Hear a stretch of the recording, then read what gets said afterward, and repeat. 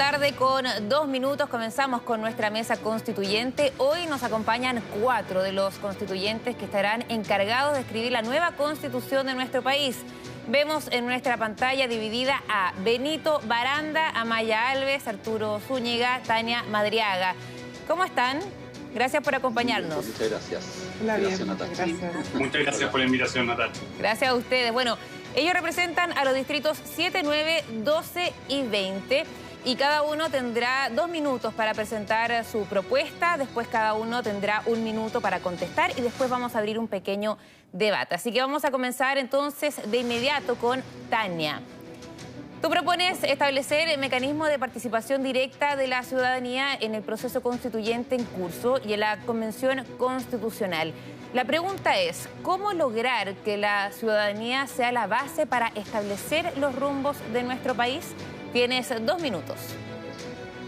Sí, bueno, muchas gracias por la posibilidad de conversar en este panel.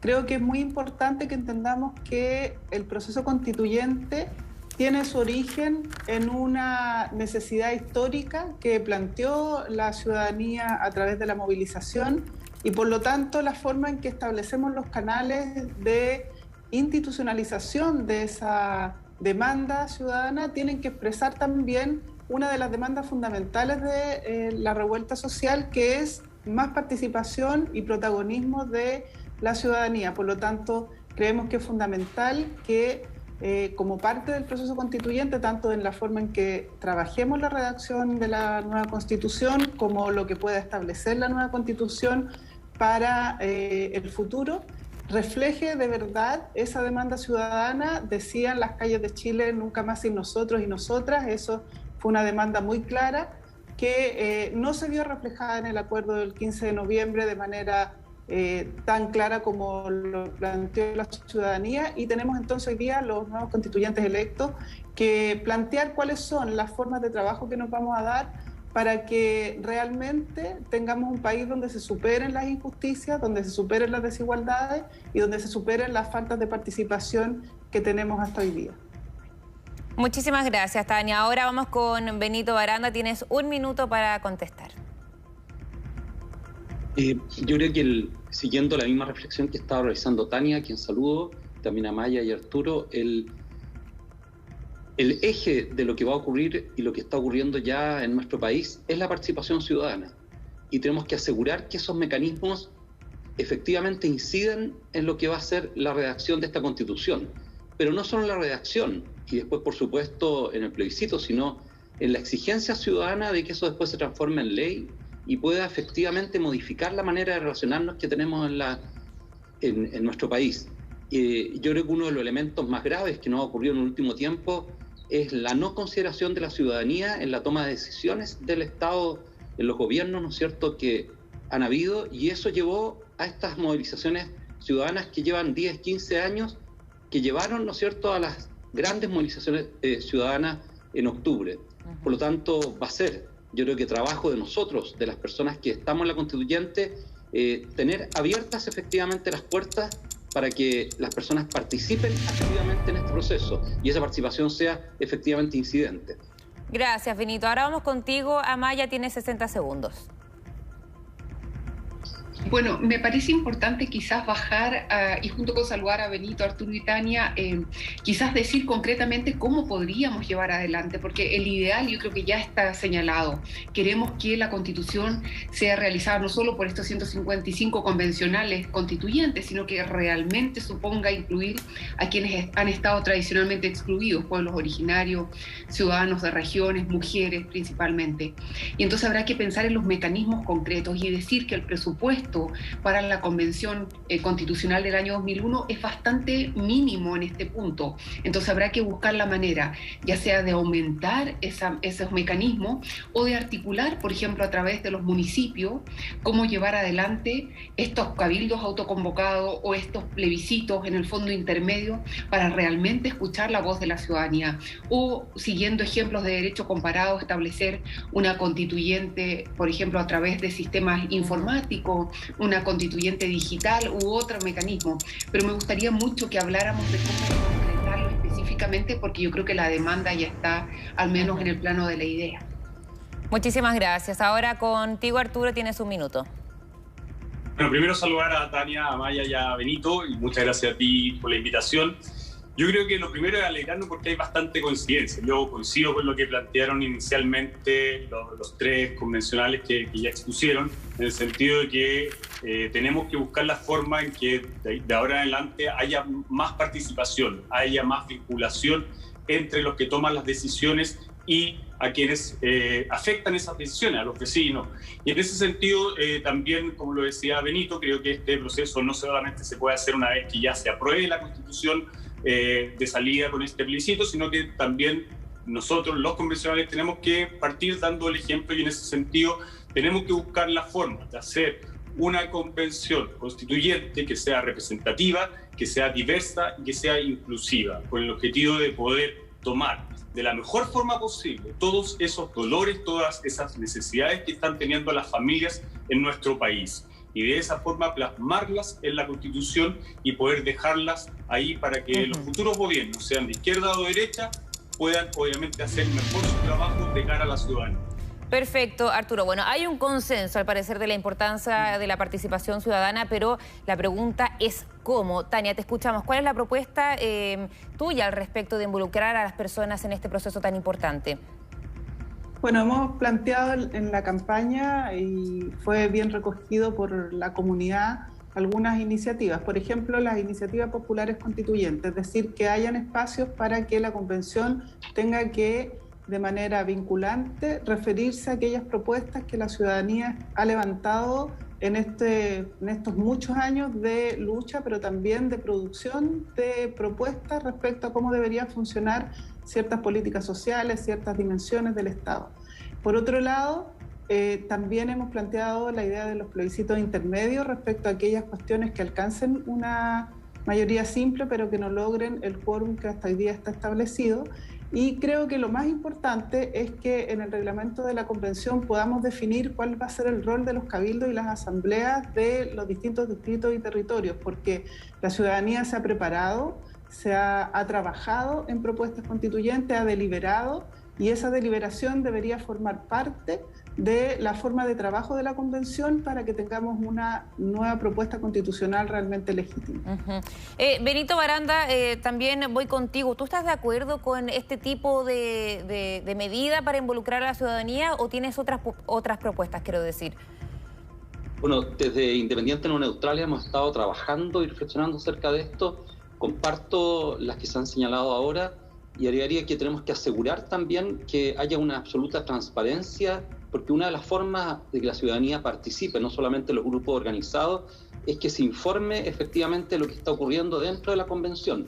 Y se requiere que esa información, ¿no es cierto?, esté disponibilizada permanentemente para todas las personas y puedan haber vehículos de acceso fáciles para esa información. Lo segundo es que exija que cada convencional esté con actividades permanentes de cabildo en el territorio, no sea algo, ¿no es cierto?, voluntario, sino que haya una exigencia. Por eso postulamos también el contar con una unidad o con una secretaría de participación que tenga tanto peso que vaya obligando, que a lo mejor, por supuesto, como señalaba antes, el presupuesto no va a ser el que requerimos, pero bueno, muchos de nosotros hicimos actividades de participación sin presupuesto en todo este periodo y yo creo que hay que forzarlo eso porque la ciudadanía eso es lo que espera.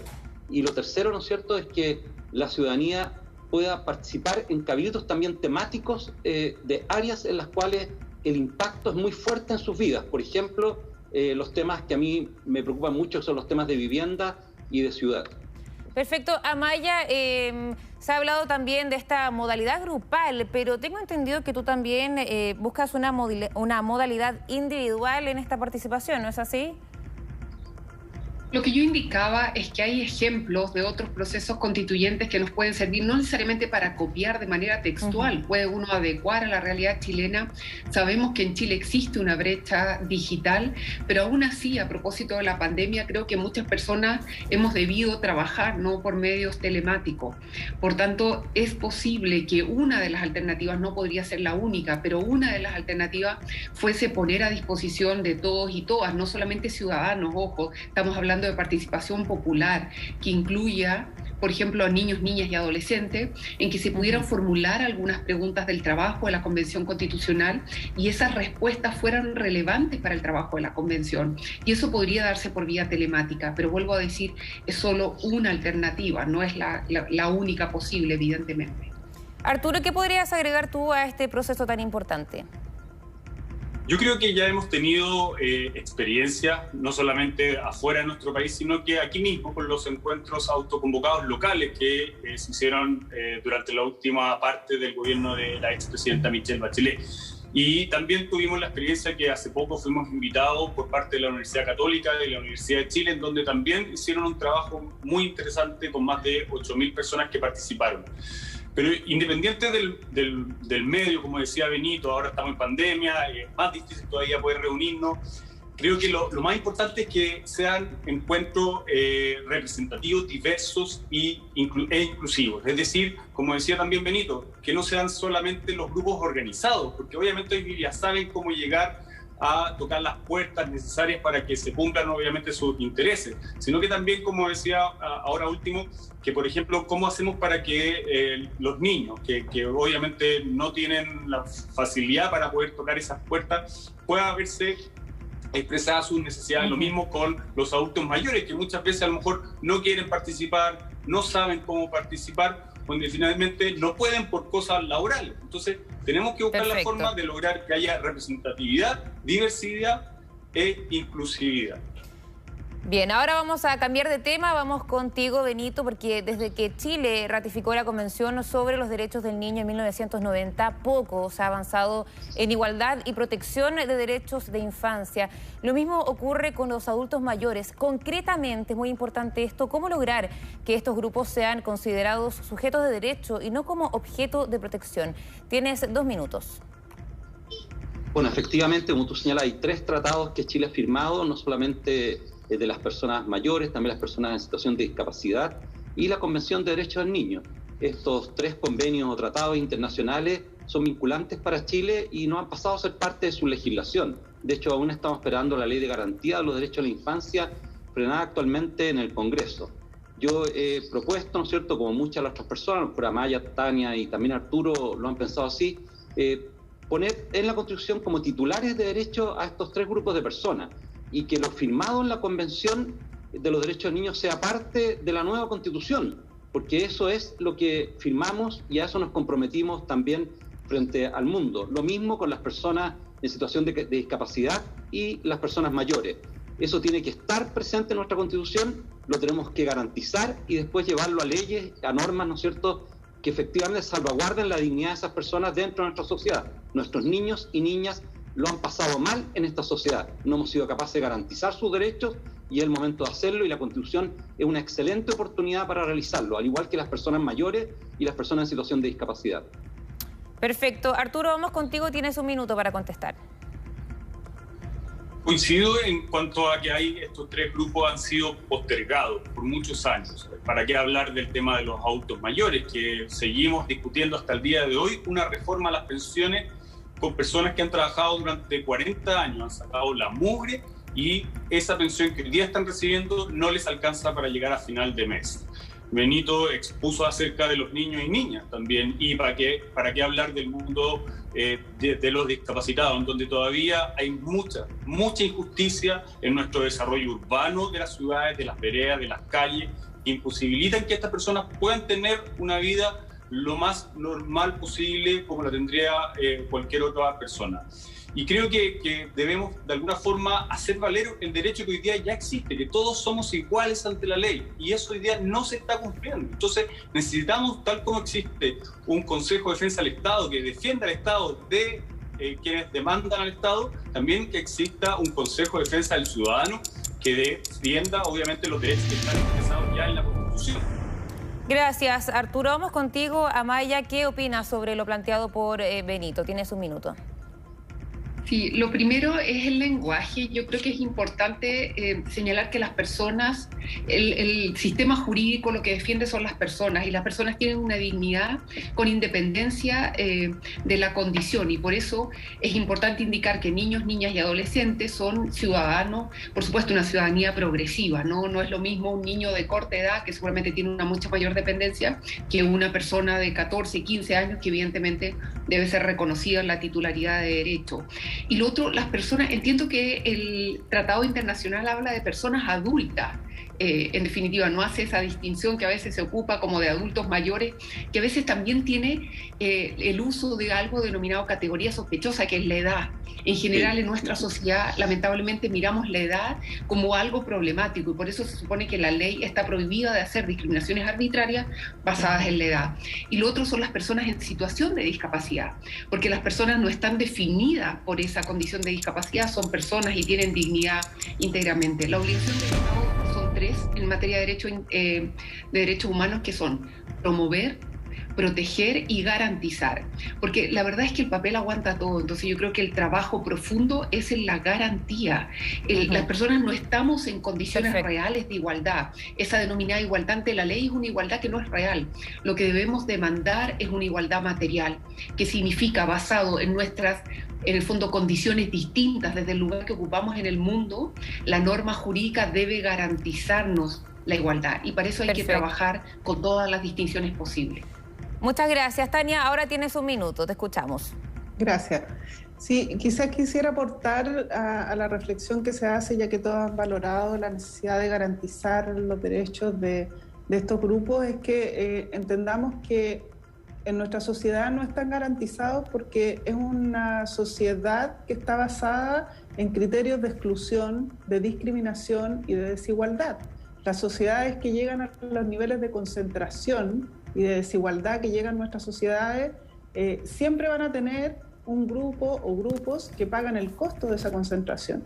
Entonces estamos frente a mecanismos de producción de lo social que van generando estas distinciones y por lo tanto utilizando aquellos recursos que nos pertenecen a todos, que deberían estar orientados al bien común de todos y todas, a estos lugares de privilegio donde se concentra el poder y la riqueza. Entonces creo que tenemos que ser capaces de abordar esta discusión tomando en cuenta que tiene esa dimensión y que la vamos a tener que enfrentar.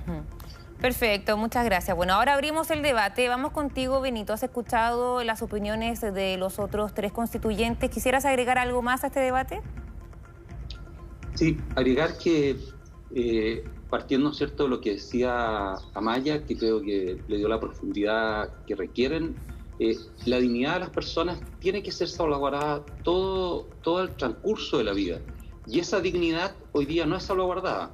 De hecho, cuando la Constitución enuncia, ¿no es cierto?, que nacemos iguales en dignidad, la verdad es que no es así, porque al final tú, por supuesto que te diferencias según dónde naciste, porque al final eres vulnerado en esa dignidad a partir, ¿no es cierto?, del mismo Estado, la misma sociedad en la cual tú te vinculas. Yo creo que ahí yo creo que está uno de los núcleos más complejos que tenemos que trabajar para que efectivamente podamos garantizar esos derechos. Yo creo que es uno de los trabajos más fuertes que tenemos como sociedad, que yo creo que va a implicar también un profundo cambio cultural. Arturo, ¿consideras tú a Chile como un país inclusivo, igualitario y no discriminatorio? Creo que nos falta muchísimo, lo hemos visto con las exposiciones que cada uno de los convencionales han dicho. O sea, recién ahora estamos viendo cómo algunos municipios han hecho veredas que consideran obviamente a personas con discapacidad que se trasladan en sillas de ruedas.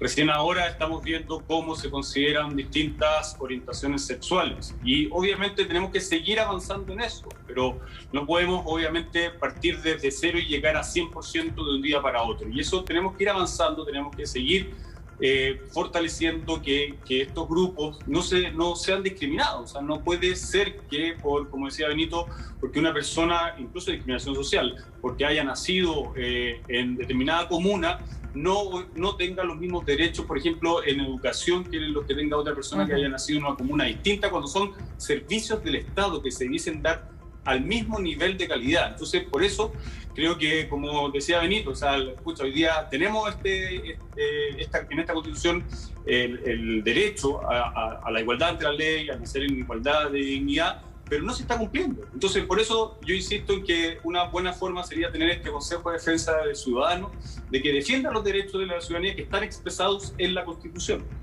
Tania, ¿cómo se avanza en esa materia? ¿Qué derechos fundamentales cree que se deberían establecer en esta nueva Constitución para las personas en situación de discapacidad, niños, niñas y adultos mayores? Bueno, hay un conjunto de derechos fundamentales que tienen que estar garantizados en la nueva Constitución. Hay dimensiones de ello. El primero son los derechos sociales, económicos, culturales, ambientales. El segundo son los derechos políticos y civiles, y también los derechos colectivos de los grupos. Son tres dimensiones que deberían ir avanzando en conjunto y que tienen que enfrentar no un problema de cómo se implementa solamente, sino que un problema de cómo está diseñado en la Constitución la garantía de estos derechos. Creo que ahí falta discusión, falta profundizar, porque no basta con decir que los derechos están garantizados y después construir mecanismos de control, sino que tenemos que ser capaces de plantear en la Constitución cómo el Estado se va a organizar para esa garantía, cómo se va a distribuir la capacidad de toma de decisiones de estos grupos, la capacidad de involucrarse con sus comunidades y la capacidad también que tengan las distintas instancias del Estado y la sociedad civil de poner en práctica esos derechos. Y a raíz de lo que dice Tania, Amaya, voy contigo. ¿Cómo crees que el Estado entonces se debería reorganizar? Lo que ocurre es que me parece que lo importante respecto a lo que pregunta es justamente señalar quién va a ser el destinatario del derecho fundamental, o sea, quién va a estar obligado a su garantía, a su cumplimiento. Porque lo que ocurre muchas veces es que la titularidad queda señalada de una manera difusa. Entonces alguien podría decir es toda la sociedad o es específicamente el Estado.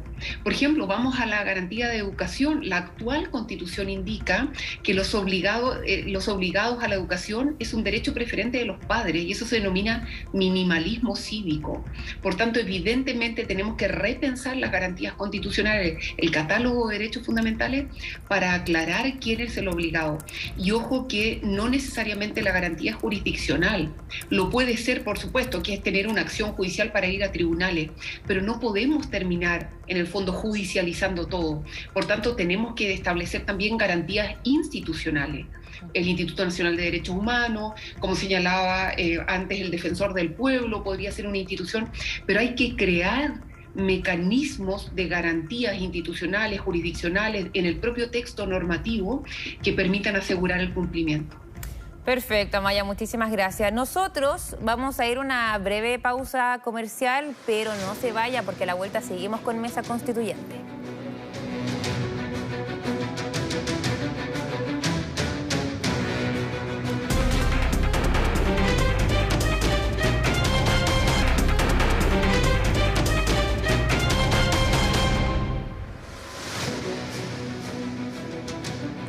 Bueno, ya estamos de vuelta acá en Mega Noticias Alerta con Mesa Constituyente y vamos a ir ahora con Amaya. Una vez instalada la Convención Constituyente se deberá definir un presidente y pasando esa valla le sigue su primera tarea, que es elaborar un reglamento. ¿Cuál es tu propuesta al respecto? Acá voy a pedir, ojalá que puedan ser propuestas lo más concreto posible. Tienes 2 minutos, te escuchamos. Gracias, Natacha, por la pregunta. Bueno, es muy relevante y la verdad es que me parece que sería casi imposible dar respuestas definitorias, absolutas. Lo que tenemos, yo creo, con la inmensa mayoría de los convencionales constituyentes son muchas dudas. Por ejemplo, ¿ante quién se va a realizar el acto de investidura? ¿Quién va a determinar si es que existe un acto, un juramento, una promesa o simplemente una definición de quiénes son los 155 e iniciar nuestro trabajo? ¿Quién va a ocupar el lapso breve, pero el lapso que va a existir entre que nos reunamos y sea electa por mayoría absoluta la mesa directiva? Yo no hablaría solo de una persona, una presidenta, por ejemplo, sino más bien de quién va a ocupar esa mesa directiva, que me parece que tiene que obedecer a criterios que sean representativos de la Convención Constitucional, paritaria, con personas de regiones, con presencia de pueblos originarios, etcétera. Y luego, con respecto al reglamento, hay muchísimos elementos que deben ser considerados, no solo el reglamento que defina, por ejemplo, la cantidad de comisiones que van a trabajar, los horarios en que se va a desarrollar, el lugar físico en que se va a llevar a cabo la convención. Sinceramente, yo creo que hay muchos de esos elementos que quizás han sido dados por hecho, pero no me parece que sea tan claro que vaya a funcionar, por ejemplo, en un palacio en Santiago. De hecho, yo personalmente me he opuesto bastante a eso, un poco en la línea de descentralizar el trabajo de la Convención Constitucional, entre otros temas que están pendientes. Muchísimas gracias. Vamos contigo, Tania. Tienes 1 minuto.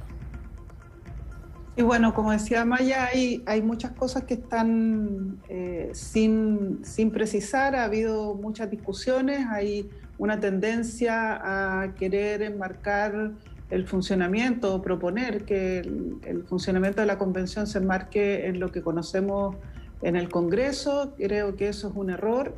Creo que tenemos que pensar en la forma en que va a tomar el trabajo de la convención, enmarcado sobre todo con prioridad en lo que decíamos antes respecto a la participación.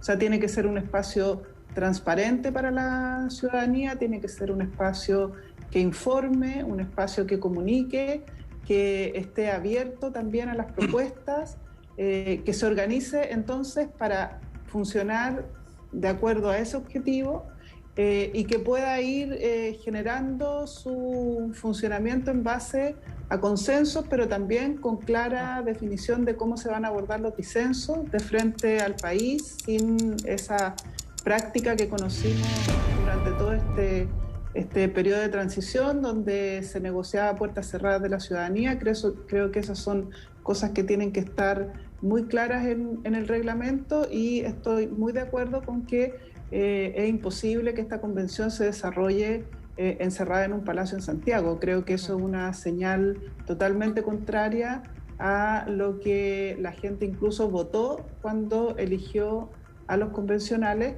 y deberíamos tener entonces la capacidad de entregarle a la convención y que tenga la legitimidad a la convención para darse sus propias normas y poder ajustarse a estas demandas de la ciudadanía. Muchas gracias. Ahora vamos contigo, Arturo. Te escuchamos. Bueno, hemos coincidido bastante durante este programa, y esto no va a ser la excepción. Yo coincido en que la presidencia y la vicepresidencia de la convención, dado que ningún grupo tiene más de 1/3 como para vetar algo, o ninguno tiene más de 2/3 para proponer algo sin consultar al resto, ojalá que tengamos una presidencia, una vicepresidencia de consenso. Sería realmente extraordinario que la primera señal que le demos al país es que tenemos obviamente la posibilidad de llegar a un acuerdo en quienes van a dirigir esta convención como presidencia y vicepresidencia. Y tal como lo decían recién, yo tampoco creo que el Palacio Pereira o el ex Congreso sean los lugares adecuados. Ya creo que el simbolismo de esta convención tiene mucha importancia. Las formas, además, obviamente, el fondo.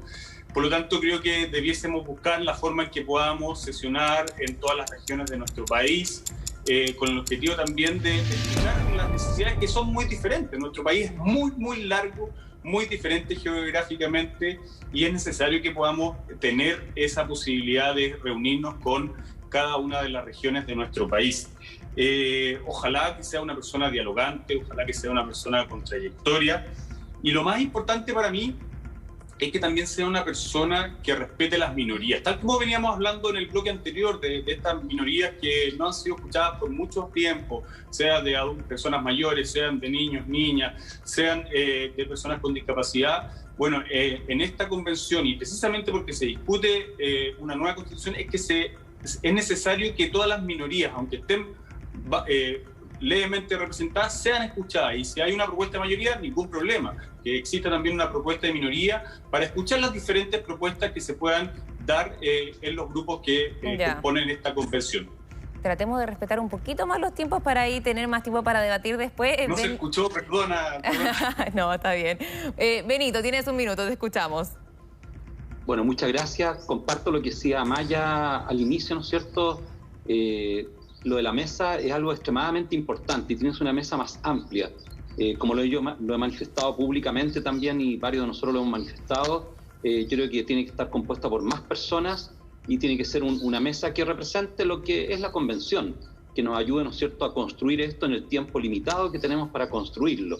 Lo de las sesiones de regiones también lo comparto y creo que hablaría más de distritos y hablaría de distritos también donde a lo mejor las comisiones que creemos que traten temas que son más atingentes a algunos distritos también se puedan movilizar por los distritos, porque si bien entendemos, ¿no es cierto?, que hay que trasladarse a regiones, hay que recordar que dentro de las mismas regiones, como ocurre aquí en la metropolitana y en otras, existen sectores también altamente discriminados dentro de esas regiones. Entonces hay que evaluar bien también, ¿no es cierto?, que otros grupos más pequeños se puedan trasladar. Considero que el núcleo, como decía Tania, del reglamento, para mí es la participación. Hay otros elementos que Amaya nos recordaba, ¿no es cierto?, que son importantes, pero el núcleo es la participación. Eso es lo que nos han pedido las personas, por lo menos en el distrito que yo represento, eso es lo que han solicitado. Y tenemos que salvaguardar esos mecanismos de participación y de transparencia. Y por último, lo más simbólico yo creo que va a ser en el primer momento la instalación. Y en esa instalación esperamos poder ponernos de acuerdo nosotros y no que nos pongan de acuerdo otros.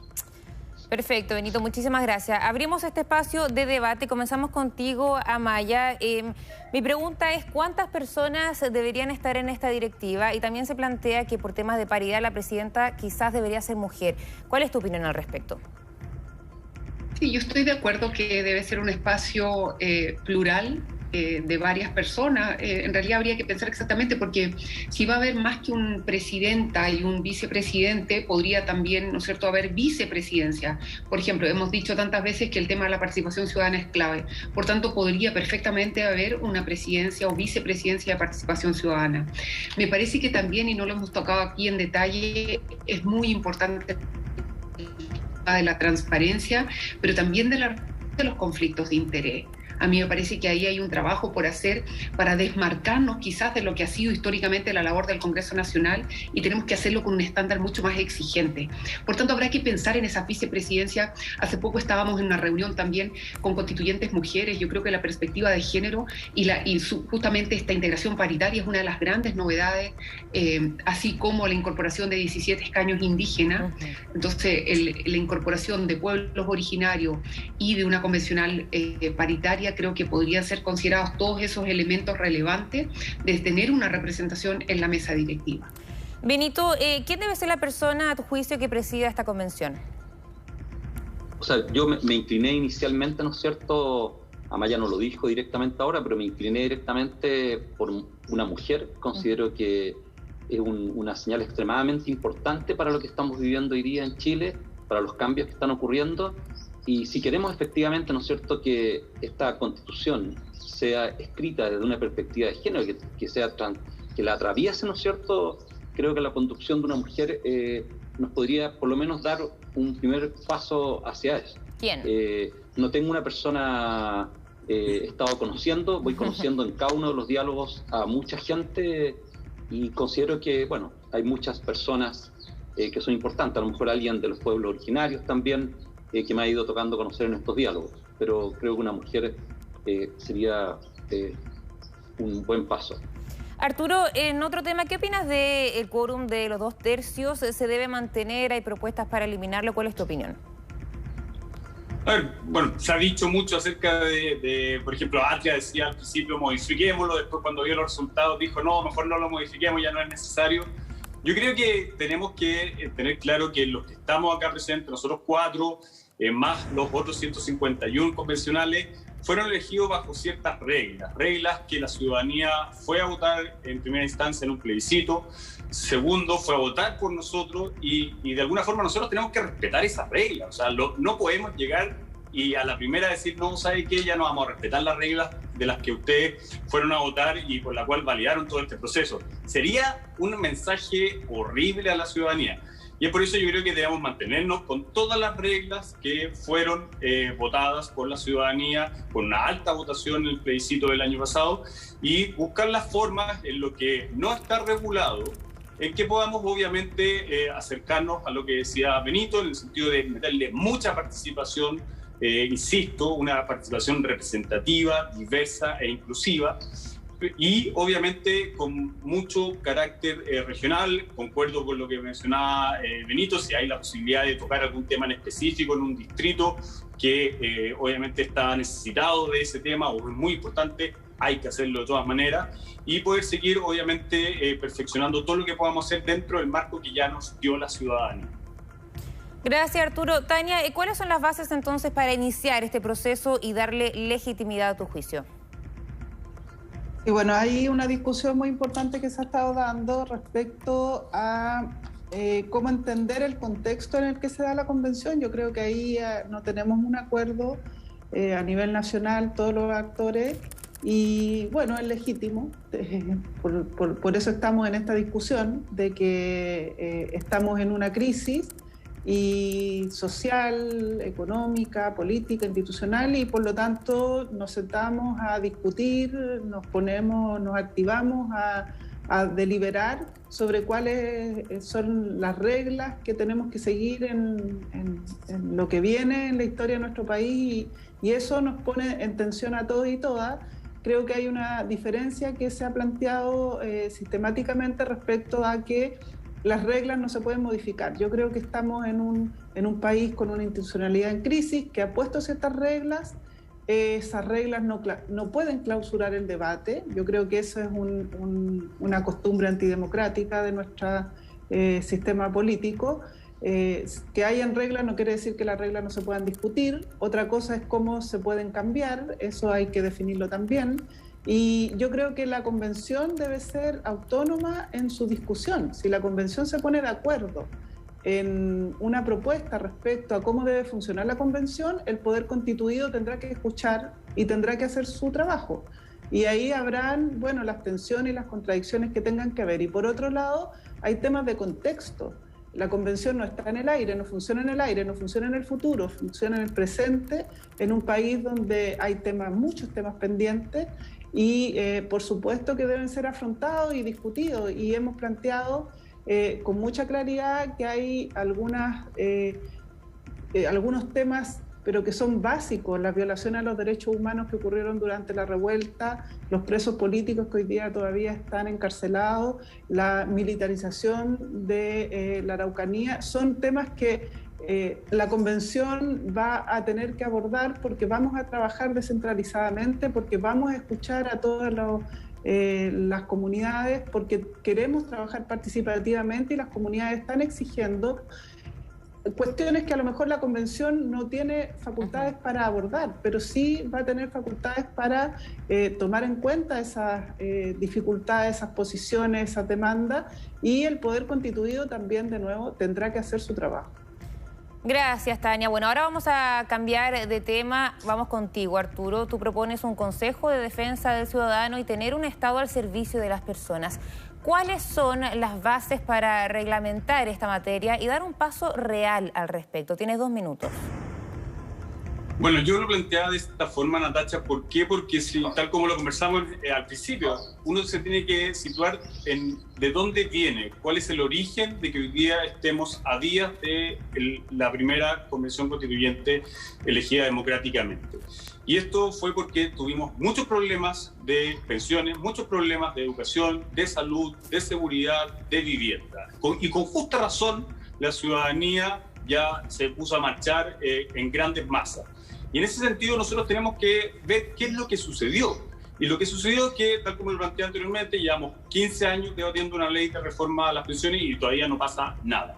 Llevamos muchos años discutiendo de quién es el establecimiento educacional, pero no nos hemos enfocado en lo que pasa dentro del aula de clase, es decir, donde está el estudiante. Llevamos muchos años pensando en el tema de salud, es decir, las listas de espera las pueden resolver los privados o el sistema público hospitalario. Yo, habiendo sido subsecretario, estoy absolutamente de acuerdo que hay que seguir fortaleciendo nuestro sistema público de salud, pero no podemos esperar 5 años, 6 años, que es lo que se demora en construirse un hospital, a que estas familias, 300.000 personas, sigan esperando lista de espera. Entonces, tenemos que hacer que los políticos hagan la pega. Y yo creo que...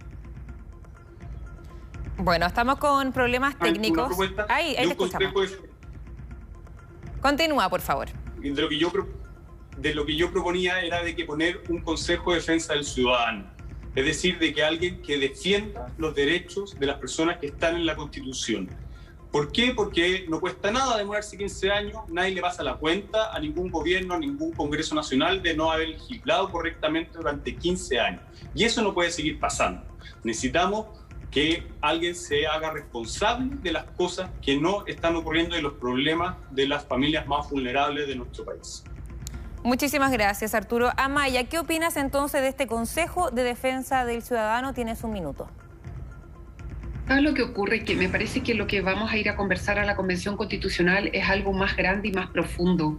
Vamos a hablar del modelo constitucional, porque en buena medida lo que explica recién, ¿no es cierto?, lo que se explica recién por parte de Arturo es fruto del modelo constitucional de la Constitución de 1980, una Constitución que prácticamente no tiene derechos sociales, que transforma bienes que considero, al menos yo, que son bienes colectivos y sociales, y los transforma en mercancía. Pensemos, por ejemplo, en el problema gravísimo que tenemos con el agua hoy en día. Entonces, me parece que la concepción de los ciudadanos como consumidores y la perspectiva de un mercado para prácticamente todos los bienes jurídicos protegidos, efectivamente es el legado de esta Constitución. Y justamente la ciudadanía, el pueblo en general, no solo la ciudadanía, todos y todas, han manifestado de manera bastante evidente que quieren un cambio. Entonces, yo creo que la demanda es mucho más profunda. Tenemos que construir un modelo constitucional que se haga cargo de esas demandas, y eso supone una revisión profunda del poder. Del poder en general, del poder político, del poder económico, del poder social y del poder cultural. Gracias, Amaya. Vamos contigo, Benito. Tienes un minuto para contestar lo planteado por Arturo. Bueno, profundizo o tomo una de las aristas, ¿no es cierto?, que me despertó la opinión de Arturo de lo que decía Amaya ahora. Una de las aristas que tiene como consecuencia esa reflexión más profunda que ha hecho Amaya es el rol del Estado. Si el Estado, ¿no es cierto?, es ausente, si el Estado no acompaña, si el Estado no cuida, si el Estado no protege, no garantiza, al final tenemos lo que tenemos en las distintas áreas, porque allí no se pueden entonces al final garantizar los derechos. Tú se los cedes al mercado, el Estado se achica lo más posible, desaparece, y un Estado abandonador, como ocurre, ¿no es cierto?, en muchas de las políticas que tenemos actualmente, particularmente en la de vivienda. Y yo miro más dentro de ese Estado, que pasa a ser un Estado, ¿no es cierto?, como hemos hablado varios de nosotros, un Estado social, democrático, de derecho, un Estado solidario, miro más eso, es más proclive a la figura del defensor del pueblo. No me voy a extender en esto, ¿no es cierto?, no tengo el tiempo, pero creo que esa es la figura que más puede salvaguardar que los derechos efectivamente puedan ser garantizados y la persona pueda recurrir a un intermediario cuando ellos no lo son. Gracias. Tania, tienes un minuto. Y yo creo que hay una diferencia en el diagnóstico respecto a cuál es el origen de los problemas. Yo creo que, como han dicho ya, tenemos un sistema, un orden social que está organizado para que se produzcan las consecuencias que conocemos hoy día. No es una mala gestión de alguien o la mala voluntad de algún actor en particular. Se organizó de esa forma. Los actores políticos que han estado gobernando se allanaron a que eso funcionara así, defendieron que eso funcionara así, y creo que tenemos las consecuencias a la vista. Lo decía el otro día, un personero decía, yo he estado todos estos años en las tomas. Bueno, pero no es posible que la cantidad de tomas de terreno que existan hoy día, nadie se haya preguntado cuál es la causa. Si no se trata solo de acompañar a la gente para pedirle el voto, se trata de ver cuál es la causa de ese problema, y si no hay ninguna institucionalidad que permita revertirlo, quiere decir que había que hacer un cambio constitucional mucho antes de lo que lo estamos haciendo hoy día. Gracias, Tania. Bueno, ahora abrimos el debate. Comienzo contigo, Arturo. ¿Te gustaría agregar algo después de escuchar la opinión de los demás? Yo creo que hay bastante coincidencia en que el Estado no ha hecho la pega. Ya los problemas que yo mencioné son precisamente porque el Estado no ha hecho la pega. Y por Estado me refiero a los gobiernos, a los Congresos Nacional. Benito mencionaba el tema de las viviendas. Hace creo que 3-4 semanas la Comisión de Vivienda del Senado rechazó un proyecto que acortaba los periodos para obtener la vivienda muchísimo, y lo rechazó sin ninguna razón de peso, sino que política. Entonces, por lo mismo, tenemos que darle la oportunidad a la sociedad civil, que tal como lo hemos comentado durante todo este programa, quiere mayor participación, pero no solamente quiere mayor participación en ir a votar cada 4 años, sino que también quiere hacerse cargo de poder ayudar a resolver los problemas de la ciudadanía. A mí me tocó verlo como en la campaña. Muchas personas me decían, oye, tenemos acá unos box dentales, ¿por qué no nos podemos hacer cargo con financiamiento FONASA estatal, pagado por los que tienen más, con tasas impositivas más altas? Pero nosotros nos hacemos cargo porque el consultorio ya no da abasto. Necesitamos respuestas más rápidas. Démosle la oportunidad. Yo creo en la sociedad civil, creo en las personas, y de esa forma tener un país, obviamente, que no solamente se lo entreguemos al Estado, que creemos que no ha hecho muy bien la pega, sino que todos colaboremos a tener un mejor país para nuestros hijos. Amaya, voy contigo. ¿Cómo entonces poner el Estado al servicio de las personas? Lo que pasa es que el Estado tiene que tener las atribuciones, tiene que tener las facultades y tiene que tener los medios económicos. Yo no creo que el Estado no haya hecho el trabajo. Yo creo que la actual Constitución tiene un Estado paupérrimo, disminuido, con pocas atribuciones. El principio de subsidiariedad justamente consiste en darle a los privados la mayor cantidad de funciones y reservar muy poquitas para el Estado. O sea, realmente el Estado no tiene atribuciones. Doy el ejemplo concreto del agua. La administración, la gobernanza del agua en Chile está entregada a organismos privados y vemos que tenemos una situación de crisis hídrica profunda. Entonces a mí no me parece, sinceramente, y lo digo con respeto, acertado el análisis que se hace en relación a entregar a la sociedad y no al Estado. El Estado también somos todos. El Estado es la sociedad, es la organización de la sociedad política. Entonces lo que de verdad tenemos que repensar es un modelo que entregue al Estado no solo los medios y las facultades, sino que también la estructura, el modelo que permita realmente cumplir con ese catálogo de derechos fundamentales, especialmente derechos sociales a todos y a todas. ¿Y cuál sería ese modelo, Benito? Bueno, yo creo que el Estado al cual se refiere Arturo es el Estado que hemos tenido hasta ahora, un Estado, ¿no es cierto?, que se achicó, como lo decía Maya. Ese fue el principio de la redacción de la Constitución actual como consecuencia del cambio de modelo en 1976, un modelo extremadamente neoliberal, y eso llevó a que ese Estado desapareciera. Entonces no solo es un tema de eficiencia, no solo uno podría decir batimos el récord de construcción de viviendas casi en el mundo en 1995-96, y en 1997 se demostró que esas viviendas habían causado un tremendo daño a un montón de familias. Entonces no es solo eso, es el rol del Estado, el rol protagónico del Estado en la protección, acompañamiento de los derechos de las personas. Y eso hay que volver a reposicionarlo con esta Constitución. ¿La sociedad civil puede colaborar? Por supuesto que sí, pero la solidaridad tiene que ser institucionalizada por el Estado. Tienes una solidaridad institucionalizada donde efectivamente esa dignidad de la cual hablamos y nos llenamos la boca, ¿no es cierto?, a veces haciendo referencia a ella, bueno, sea garantizada por el Estado y no por el mercado o por algún particular de buena voluntad que lo quiera hacer, por muy loable que sea la tarea que realiza. Benito, bueno, muchas gracias. Vamos contigo, Tania. Si no es el Consejo de Defensa del Ciudadano, entonces te repito la pregunta, ¿cómo se acerca el Estado al servicio de las personas?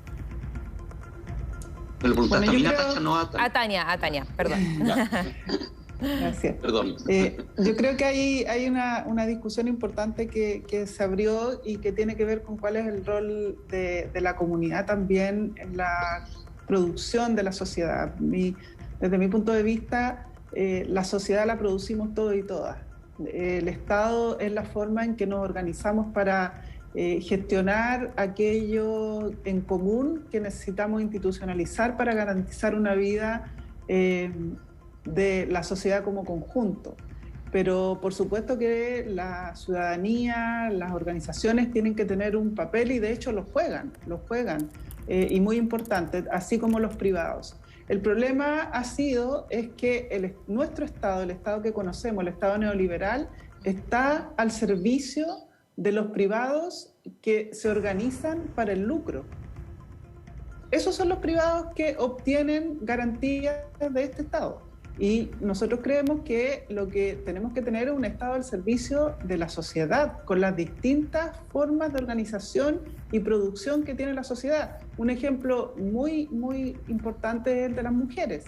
¿Cuál es el aporte que realizamos las mujeres a la producción de la sociedad, a la producción de riqueza, a la reproducción cotidiana de la vida? Y eso no está reconocido por el Estado. Sin embargo, cuando un privado quiere lucrar con la educación, quiere lucrar con la salud, ahí hay mecanismos, ahí encuentra canales, ahí encuentra un Estado que lo apoya. Entonces, creo que tenemos que cambiar la concepción del Estado que tenemos, un Estado que tiene que garantizarle los derechos a todos y a todas, pero que también tiene que tener un trato distinto respecto a las prioridades que tiene y que pone.